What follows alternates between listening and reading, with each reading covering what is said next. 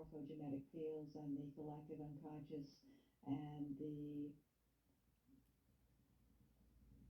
other concept, the Akashic records, we see all of this as being one overall penumbra of information. All right, now let me see if I've got that straight.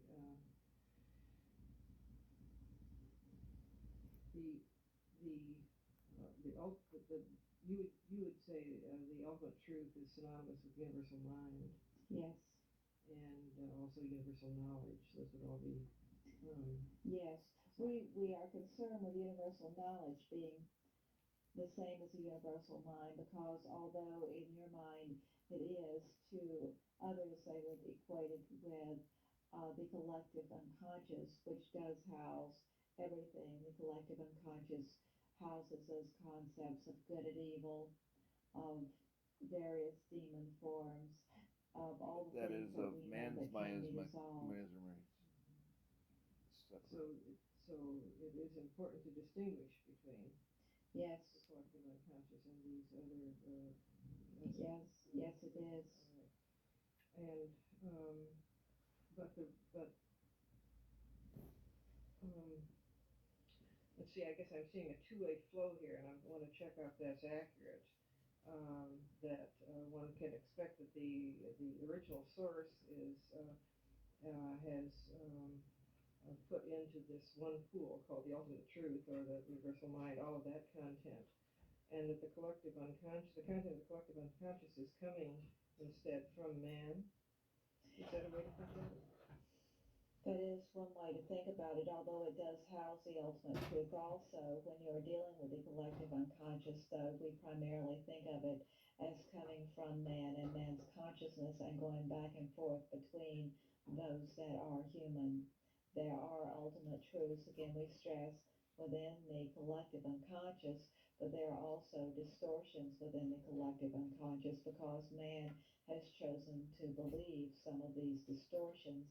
And so when dealing with the collective unconscious or group thought, it is very important to ask if this is the highest source of information or if there is more information that can be given about a particular thing. The other problem with man is when man will resonate with an ultimate truth, man may distort what he receives because he is not experienced in receiving ultimate truth, and he may jump to give an answer or an interpretation, but it's not an accurate interpretation of the information that he has been given. Yes, in terms of my understanding of some of the things that have gone into the collective unconscious, there would be many evil forces, for example. Yes, all of those forces which have gathered energy, those forces, the concept of Satan and fallen angels and all of those that have over time, and even certain concepts of the church which are not an ultimate truth, are still within the collective unconscious, and a group consensus can buy into those type of thought forms. They are a part of the collective unconscious also. When individuals seek to reach the highest level of information and the highest level of truth, however, they are able to rise above the thought forms that are not an ultimate truth, and to move past them, they must always be questioning and asking for their ultimate answers. If Hitler, for example, had lived for a longer period of time, his energy and the collective unconscious that was building around his own thought forms was massive, and certainly there were many individuals able to tap into that, and those particular thoughts are still in existence in the collective unconscious today. Fortunately, most people who tap into those realize they are only tapping into an old thought form and not something that is true and the highest information.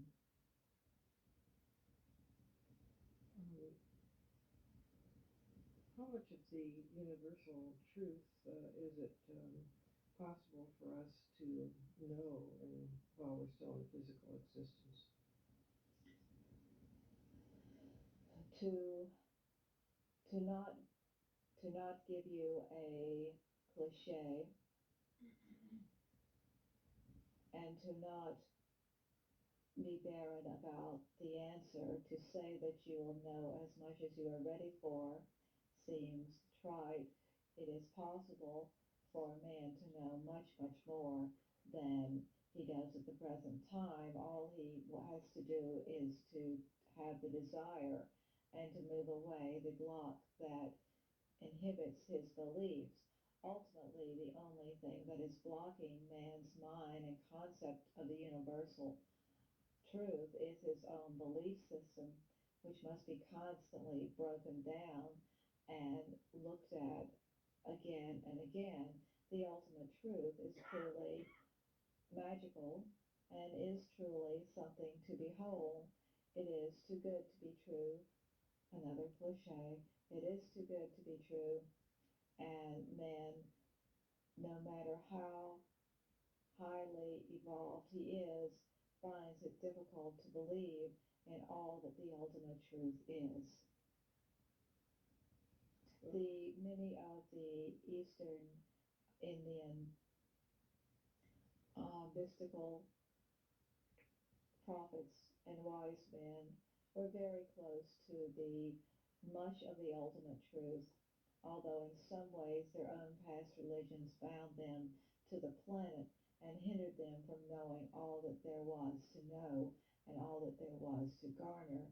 But many of the concepts that they were engaged in certainly are reaching to the ultimate truth and how the mind can expand.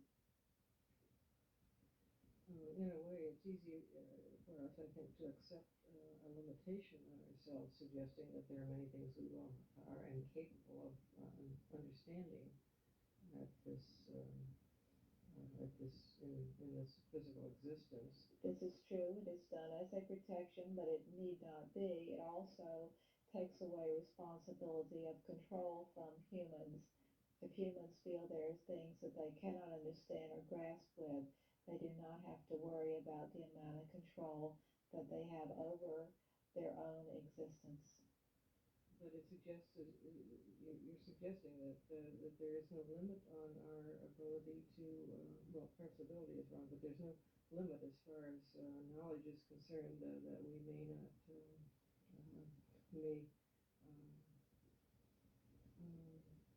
achieve on this while still in the physical body. This is true, but there have been very few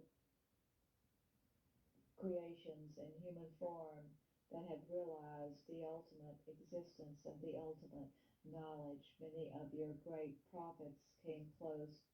Your great leaders, such as Christ, such as Buddha, came close to ultimate knowledge.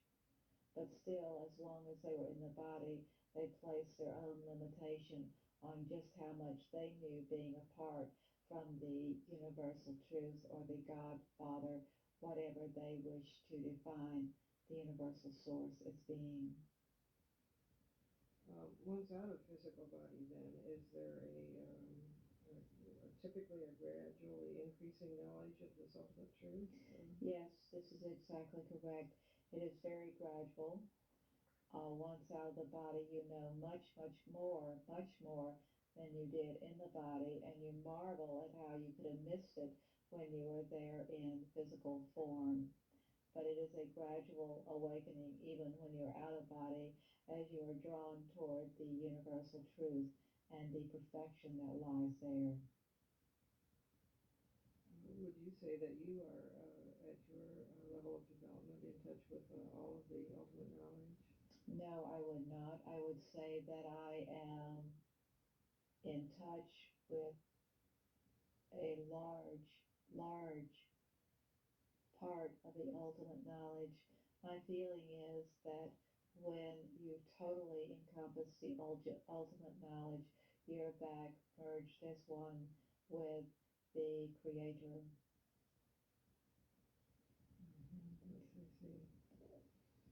I see.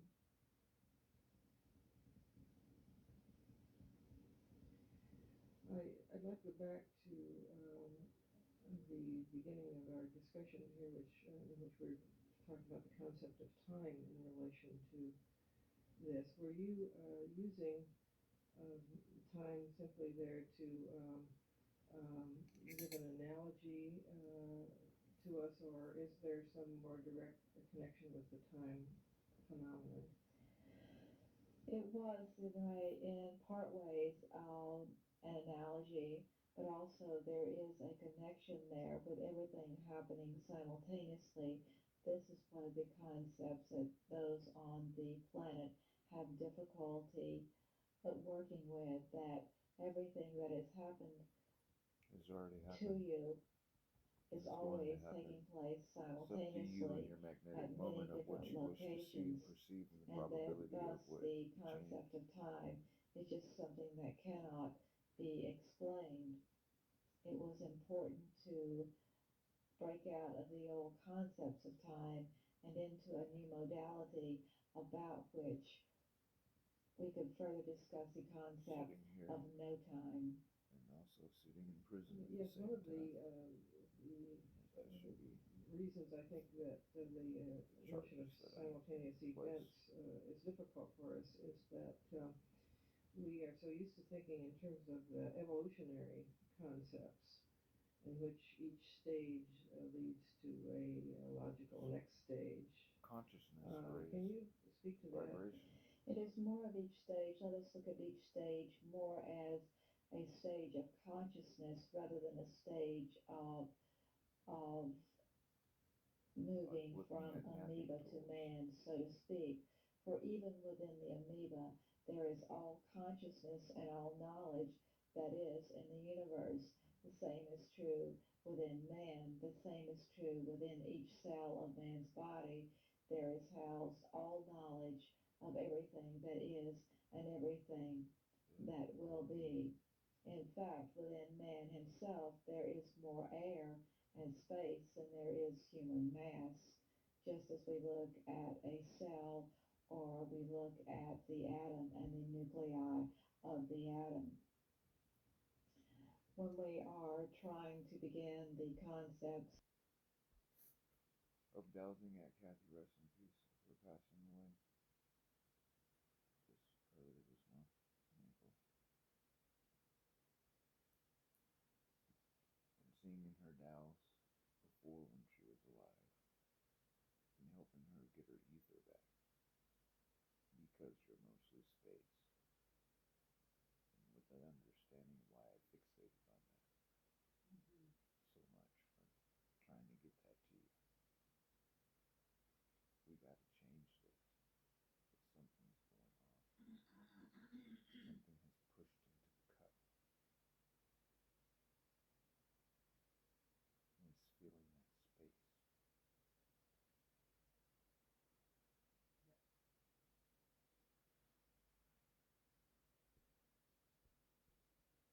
in time, that is when the disparity begins to be most noticeable. Yes.